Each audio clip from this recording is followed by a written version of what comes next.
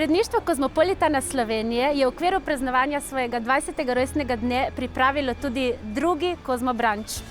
Na tem branču smo se družili ustvarjalci revije, zvesti pokrovitelji in vplivneži, ki so na tak ali drugačen način prispevali soustvarjati našo zgodbo zadnjih 20 let. In s tem namenom smo ne samo nazdravili, ampak našo obletnico ovekovečili tudi s prav posebnim dokumentarnim pripovednim filmom. Pred 20 leti, ko smo začenjali, praktično nihče ni verjel v nas, vsi so govorili o tem, da ne bomo zdržali. Zame je to ogromno zadoščenje iz dveh razlogov.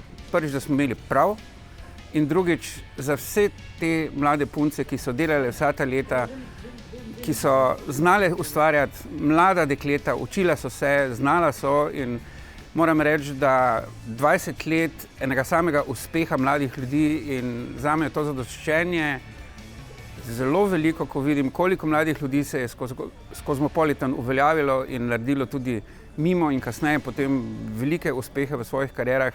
Zato moram reči, da je moje delo in moja odločitev takrat poplačana samo s tem, kaj so ti mladi ljudje dosegli v svojem življenju.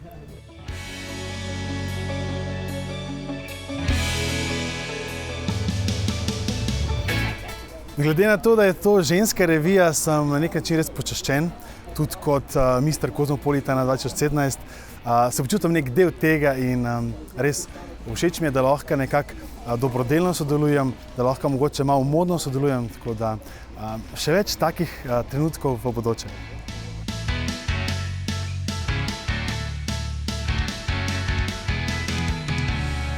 Na današnjem rojstnodnevnem Kozmo Brunchu tukaj v Loliti na Ajprovi smo zabavne, neustrašne ženske dale obljubo zabavnim, neustrašnim ženskam. Še naprej bomo ustvarjali vsebine za neustrašne, zabavne ženske.